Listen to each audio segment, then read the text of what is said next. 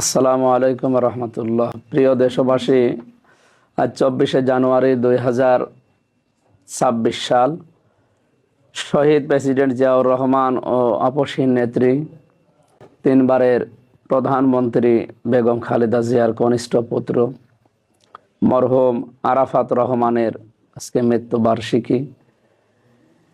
আমরা তার রুহের মাগফিরাত কামনায় বাংলাদেশ জামাত ইসলামী কুষ্টিয়া সদর 3 আসনের উদ্যোগে আজকে আমরা মোনাজাতে তার জন্য মাগফিরাত কামনা করার জন্য বসেছি। কোরআনে কারিম তেলাওয়াত হয়েছে, বিশ্বনবী মুহাম্মদুর রাসূলুল্লাহ সাল্লাল্লাহু আলাইহি ওয়াসাল্লামের উপরে দরুদ শরীফ পড়েছি। আমরা এখন তার জন্য মোনাজাতে হাত তুলছি। আল্লাহুম্মা আমিন।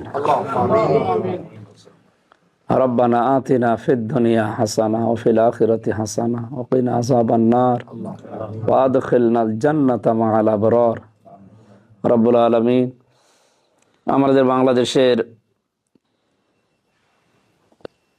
সাবেক প্রেসিডেন্ট, স্বাধীনতার ঘোষক শহীদ জিয়াউর রহমানের কনিষ্ঠ পুত্র মরহুম আরাফাত রহমান তোমার ডাকে সাড়া দিয়ে আজকে কবরে শুয়ে আছে। তার কবরটাকে জান্নাতুল ফেরদাউস বানিয়ে দাও। তার জীবনের যে ভালো কাজগুলো আছে এগুলো মঞ্জুর করো। তার জীবনের অন্যায় কাজগুলো আল্লাহ তুমি মাফ করে দাও। তার স্ত্রী এবং 2টা সন্তান এখনো বেঁচে আছে। তার বড় ভাই এবং তার আত্মীয় স্বজন যারা এখনো দুনিয়াতে জীবিত আছে তাদেরকে ধৈর্য ধারণ করার তৌফিক দাও। তার ইতিম 2টা সন্তান এবং তার স্ত্রী বিধবা স্ত্রীকে তুমি হামি ও নাসির হয়ে যাও।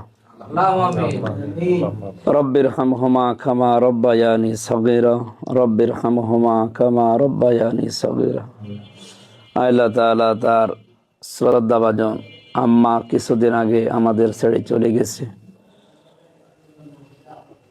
সাবেক 3বারের প্রধানমন্ত্রী বেগম খালেদা জিয়া, তার জীবনের অপরাধগুলো মাফ করে দাও। তোমার ওই বান্দির কবরটা জান্নাত বানিয়ে দাও। তার বাবা শহীদ প্রেসিডেন্ট জিয়াউর রহমানকেও তুমি শহীদ হিসাবে কবুল করো। আমরা জানি যারা শহীদ হয় এই মানুষগুলো মরে না, শাহাদতের উচ্চ মাকাম তাকে তুমি নসিব করো। আমাদের সবাইকে কবরে যাওয়ার আগে কবরের সামান জোগাড় করার তৌফিক সবাইকে তুমি দান করো।